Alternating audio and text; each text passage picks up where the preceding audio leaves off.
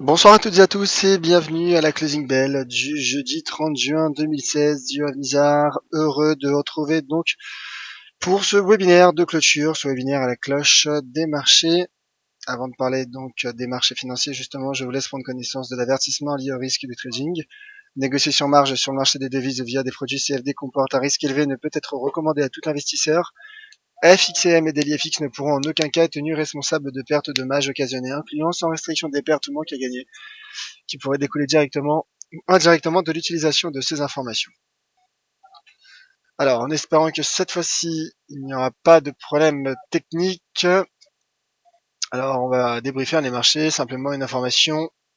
Peut-être certains d'entre vous le savent, Marc Carnet a tenu un discours à 5 heures, à 17 heures. Voilà, simplement, il a annoncé que la Banque d'Angleterre pourrait, dès cet été, de nouveau abaisser sa politique monétaire, en tout cas assouplir sa politique monétaire, et il pourrait également, finalement, il a annoncé que la Banque d'Angleterre allait injecter sur les marchés 250 milliards de livres dans le but justement de soutenir l'économie britannique dans cette phase d'incertitude. Alors, vous êtes nombreux sur le chat. Bonsoir Ravchen, bonsoir Géraldo, bonsoir Pado et bonsoir à tous les autres. N'hésitez pas à laisser vos commentaires et à poser vos questions, à réagir. Et bien sûr, j'y répondrai, j'y reviendrai au cours de cette présentation. Et bonsoir également à Flouche et Flao. Alors, dans ce contexte, mon scénario haussier sur le GBP USD à court terme n'a pas pris forme, puisqu'en effet, le marché sera finalement sorti par le bas de ce canal haussier. Il y a une réaction sur ce support à 1,3225$. Mais ma stratégie, en tout cas, est invalidée sur le GBP USD, puisqu'en effet, le marché n'a pas tenu son canal. Livre sterling qui a directement baissé suite à cette intervention, à cette audition de Marc Carnet. Alors on va revenir un peu sur les marchés, sur les autres actifs, avec notamment l'euro-dollar qui se stabilise sous cette résistance à 1,11,275. Voilà, résistance, seuil d'inversion de polarité qui soutient les marchés. J'avais également montré donc ce niveau de support à 1,10, à 1,11 même, à 1,11, niveau de support à 1,11 qui lui soutient justement les marchés. L'euro-dollar préserve son trading range, mais reste toutefois fragile sous ce niveau de résistance. En tout cas, le mouvement est neutre. On pourrait jouer le support pour viser un retour sur les 1,1275. Mais bon, cela me paraît pas très optimal. Mais en tout cas, en effet, ce serait une possibilité. Alors, on poursuit avec les indices et les indices européens qui vont terminer dans le vert, bien aidés notamment par l'indice core accommodant de Marc Carnet, finalement.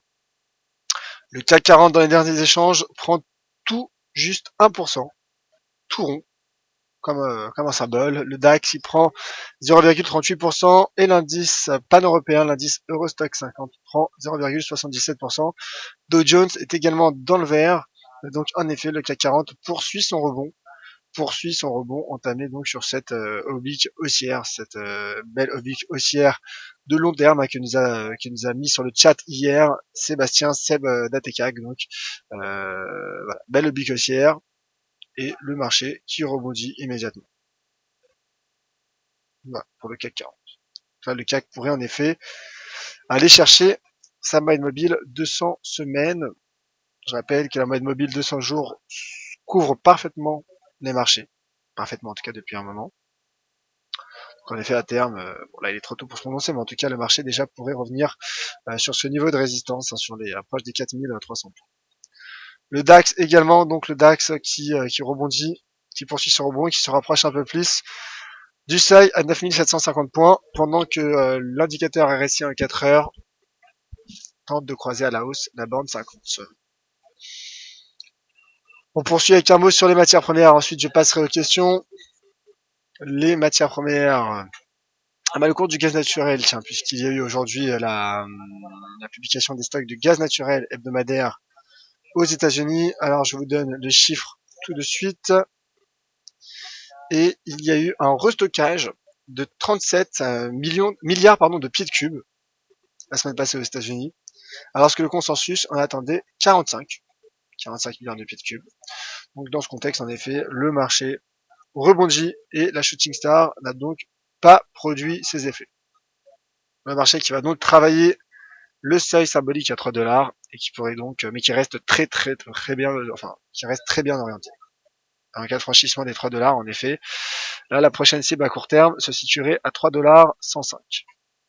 Un mot sur le pétrole. Le pétrole, ah bah regardez, qui n'est finalement pas sorti en tout cas pour le WTI de son triangle, de son fanion, mais qui reste également bien orienté. Qui reste bien orienté. Comme je le disais, en effet, je suis haussier, mais on pouvait s'attendre à un repli, alors que le Brent, lui également, se replie, mais sous un seuil horizontal. Sous ce seuil horizontal, parce qu'il était pourtant sorti par le haut de ce triangle, le seuil à 51 $. Le voici. Un mot sur l'once d'or qui se stabilise, qui se neutralise, mouvement latéral. Voilà, même l'once d'or est sorti par le, finalement, par un mouvement latéral hein, de ce fanion, qui en est peut-être plus un. Voilà. L'once d'or qui a tenu son support en tout cas à 1310 parce qu'il avait des raisons fondamentales pour ne pas le tenir. Donc once d'or qui se stabilise mais qui reste bien orienté. Voilà donc pour ce tour d'horizon de la séance du jour, pour ce résumé de la séance donc, de ce jeudi 30 juin 2016, et donc c'est confirmé, le CAC 40 qui sur le marché au comptant, le marché spot, a clôturé en hausse de 1%. Tout. Alors on passe aux questions et aux commentaires. Rebonjour donc Disque Alex. Bonsoir Yves, bonsoir. Quelles conséquences pour les Anglais? Bah écoutez, la livre sterling déjà baissière. La livre sterling accuse le coup. Se replie en tout cas suite à cette audition de Marc Carnet. Et la livre sterling qui, voilà, donc les Anglais finalement qui perdent du pouvoir d'achat, mais finalement cela pourrait favoriser les entreprises exportatrices, entreprises britanniques exportatrices. Alors, d'autres commentaires et d'autres questions. Ravchen, très bonne mèche, basse à prendre pour un long GBP USD 1,3240. Ouais, bah ça correspond quasiment à ce support. Moi j'ai un support à 1,3225. On est proche. C'est un seuil d'inversion de polarité. Bien vu ma chère Ravchen. Visiteur, merci pour tout. Vous allez manquer énormément également. Discalex. Et voilà, le fameux décompte The Last Thursday, en effet. Dernier jeudi. Et dernière closing bell d'ailleurs. Puisque demain ce sera Sylvain qui assurera la closing bell. Ravchen, donc toujours pour le GBPUSD. Long correction agressif, 1,3240 GBPUSD. Musique Ravchen. Question de la part de J. Bonjour Yoav. Pourquoi l'injection de liquidités sur les marchés pèse sur la livre? Si on injecte des liquidités, ce n'est pas pour soutenir la monnaie, c'est pour soutenir l'économie. Mais plus la Banque centrale assouplit sa politique monétaire, plus cela met sous pression les taux, et donc cela met également sous pression la devise. D'ailleurs, on le voit avec le phénomène de quantitative easing. Lorsqu'une banque centrale lance un quantitative easing, généralement, la devise est mise sous pression. Ravchen qui demande un mot sur le FTSE du UK 100. On regarde ça.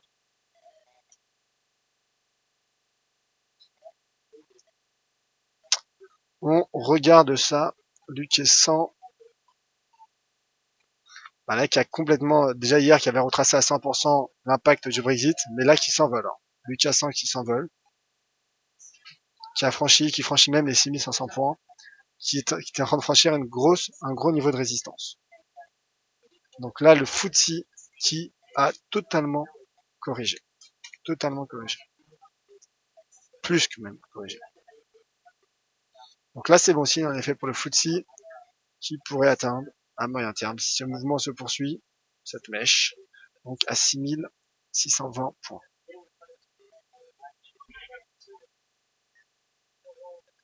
Alors, Tony sur le CAC, mon post-Brexit ne fut pas des masses rentables. Moi qui pensais que j'allais pleuvoir des euros, je suis déçu, mauvaise décision de marché. C'est toujours une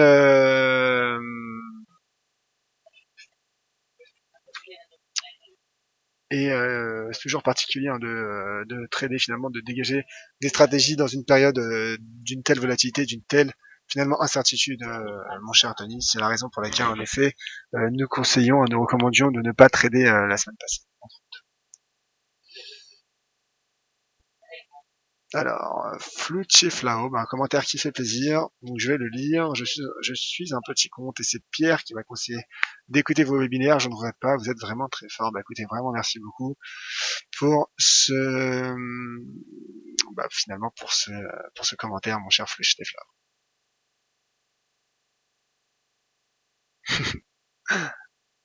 D'accord, visiteur.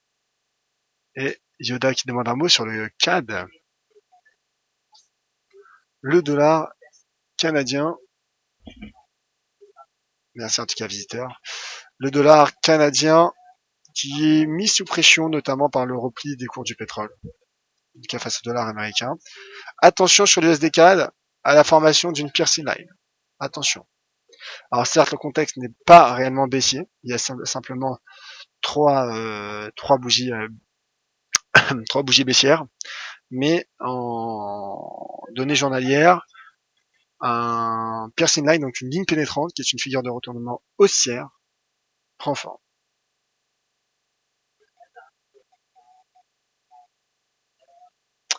Tony, justement, derrière le FTSE, il faut voir avec le ratio livre pour voir ce que ça donne, en effet. Et Discalex, oh, c'est la dernière de la closing bell, mais on se retrouve demain dès 8h45 pour le Good Morning Euro Dollar. Tony, ne t'inquiète pas, je te présenterai mon bilan semestriel, me dit Tony. Écoute, j'espère que tu continueras à faire démontrer d'avoir un bilan toujours positif. Ravchen, un pincement au cœur, ton départ, tu nous manques déjà, cher Yoav. Vous me manquez énormément également déjà. Sincèrement, vous allez énormément me manquer. Tony, c'est quand ton dernier webinaire si tu ne fais pas la closing de demain soir? Ce sera demain dans le Wall Street Insider qui aura lieu donc à 15h15. Voilà. Donc prenez note, demain, dernier live pour DailyFX FXCM. Alors plus d'autres commentaires, ni de questions sur le chat. Merci à toutes et à tous d'avoir suivi cette closing bell, donc cette dernière closing bell présentée par moi-même. Je reste disponible sur Twitter @Nizar, sur LinkedIn, sur les différents réseaux sociaux, Facebook. N'hésitez pas également à partager vos analyses sur le forum DailyFX, dailyfx.fr. On se retrouve donc demain pour mon champ des signes, donc dès 8h45. Et on se retrouvera également à 10h15 pour le Commodities Market Report. Vraisemblablement à 11h pour le Morning Meeting. Et enfin, je finirai sur le Wall Street Insider à 15h15. Merci à tous. Merci Tony. Très bonne soirée. À demain, c'était Yoav Nizar pour la closing bell de DailyFX pour FXCM.